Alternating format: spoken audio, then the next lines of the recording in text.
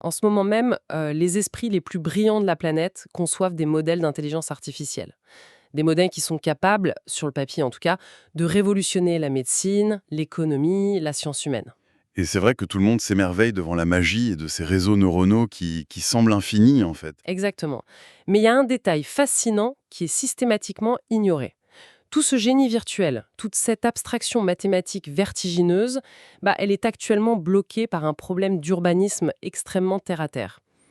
Ouais, c'est le grand paradoxe de notre époque. On imagine l'intelligence artificielle comme un nuage immatériel, alors qu'elle dépend en réalité de l'infrastructure matérielle la plus dense, la plus chaude et la plus gourmande en énergie jamais créée par l'homme. C'est ça, le virtuel est en train de se fracasser contre le mur brutal de la thermodynamique et de la géopolitique. Et en ce mardi 26 mai 2026, c'est précisément la mission de notre analyse approfondie d'aujourd'hui. Une plongée au cœur d'une pile de sources assez brûlante, hein, pour le coup. Absolument. On va s'appuyer sur les annonces fracassantes faites en direct du salon Computex 2026 à Taipei par les géants comme AMD et Nvidia. On a aussi des rapports techniques très pointus de ZDNet et WCF Tech. Et puis, et ça c'est crucial, une recherche géopolitique intitulée Beyond the Silicon Shield du professeur Roger Chiffing-Lio. Sans oublier, comme l'a très bien souligné l'excellente chaîne YouTube Discussion 2IA, supervisée par Patrick Appran, qu'il faut vraiment regarder la situation dans son ensemble pour comprendre les enjeux. Tout à fait.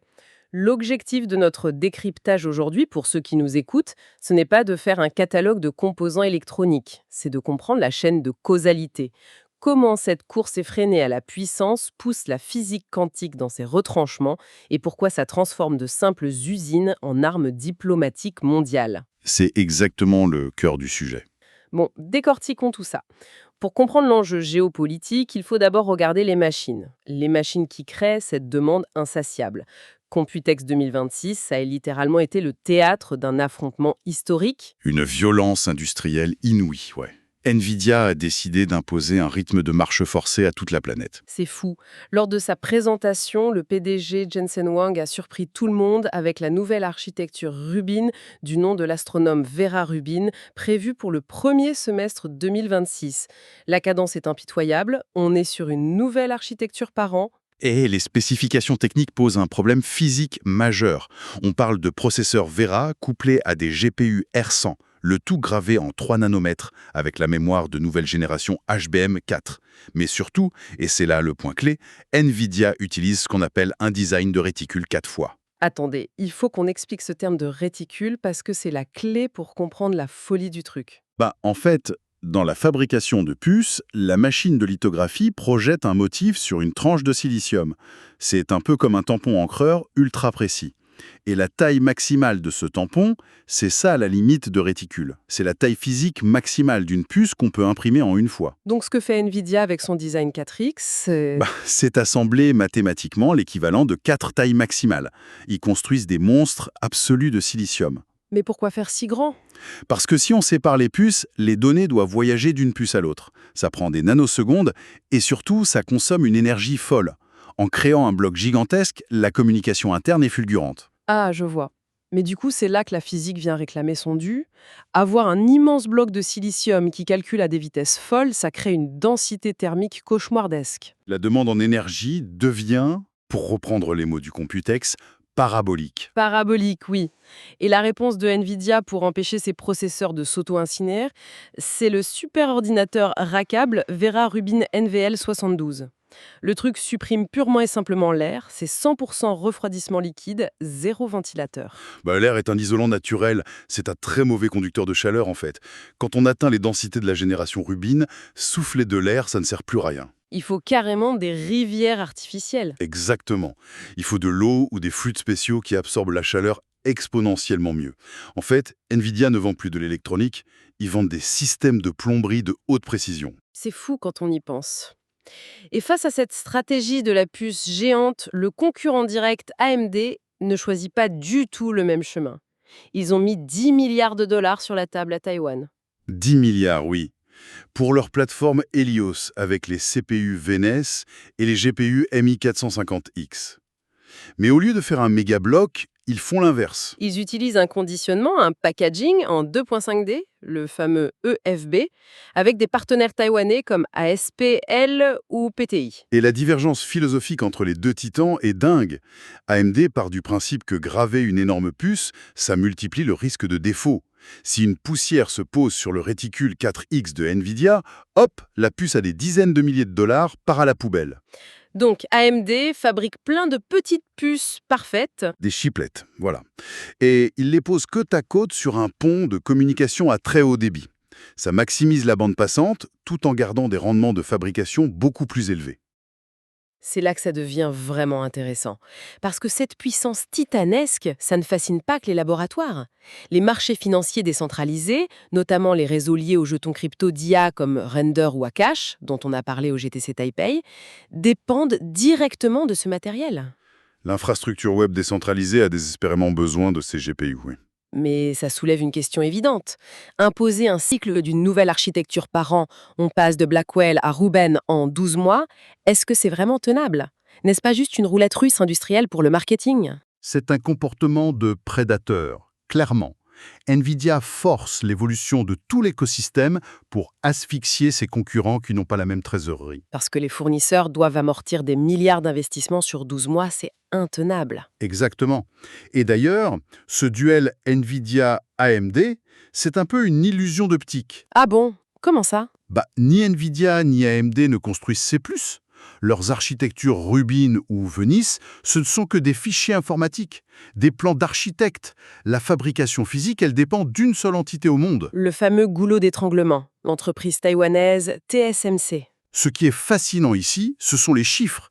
TSMC fabrique aujourd'hui 90 à 92% des puces logiques les plus avancées au monde, celles sous les 10 nanomètres. 90%, c'est ahurissant.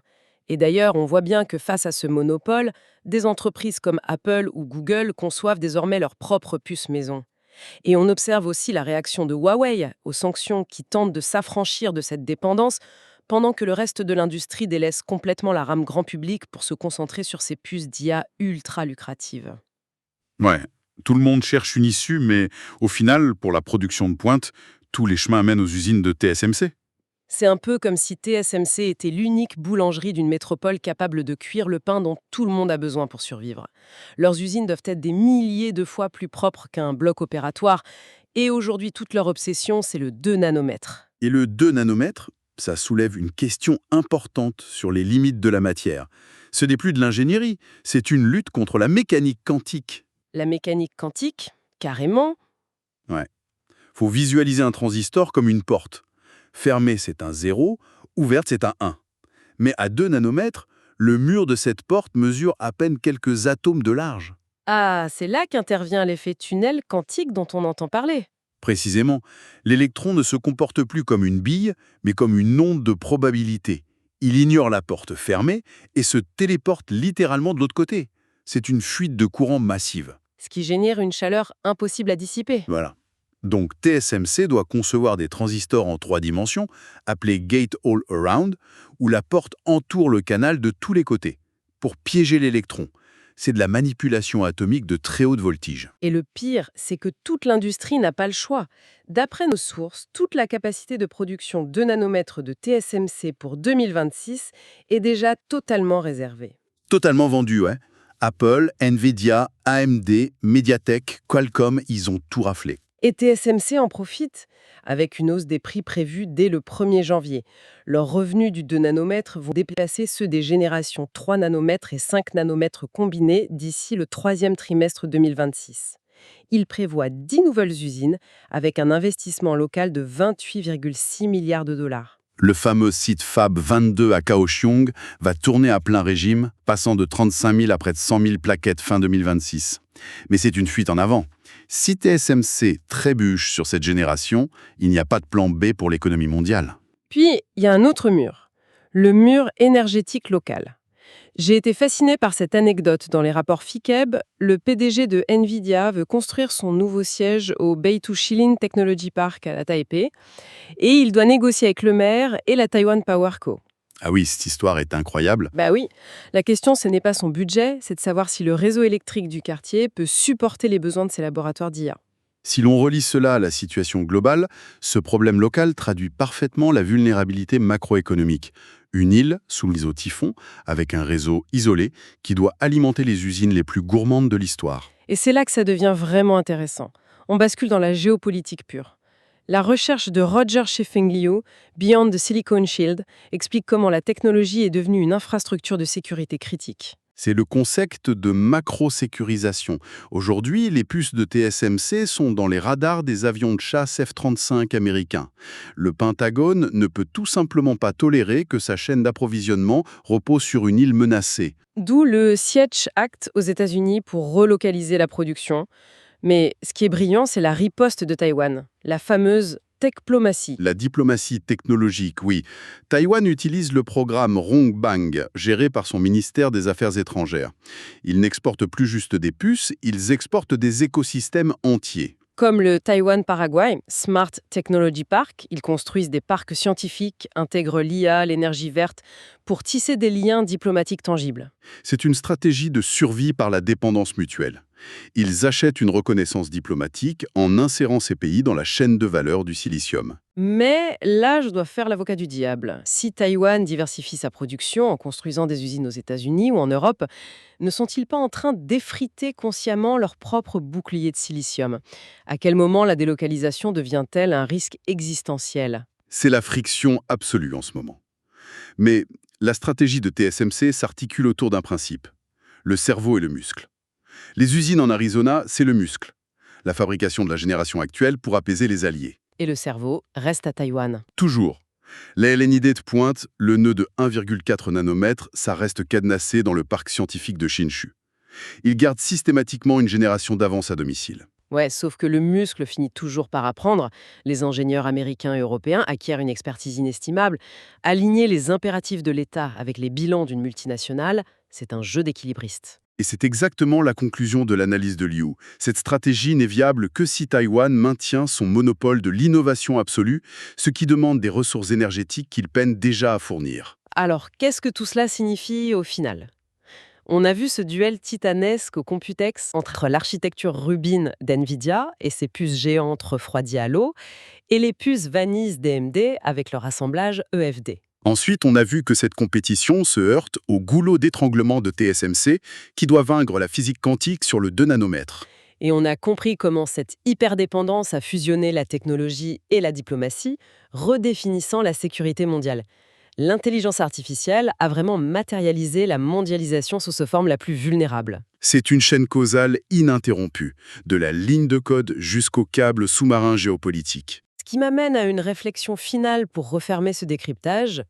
On parle beaucoup de lithographie, de bouclier de silicium de Taïwan.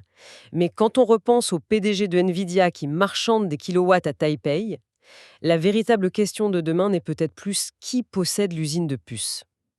C'est-à-dire, Avec une IA qui exige une énergie exponentielle pour faire tourner ces monstres à refroidissement liquide, la question la plus brutale sera peut-être tout simplement quelle nation aura encore assez d'infrastructures électriques pour simplement allumer la prise? le retour aux fondamentaux de l'ingénierie civile. L'ère de l'IA illimitée pourrait bien trouver son maître dans la simple production d'eau froide. Une perspective qui donne vraiment matière à réfléchir bien au-delà des annonces marketing, pour le coup. C'est ici que s'achève notre analyse approfondie. J'espère que cette plongée au cœur du silicium et de la géopolitique aura nourri la réflexion de ceux qui nous écoutent. Les enjeux soulevés aujourd'hui redessinent littéralement notre avenir.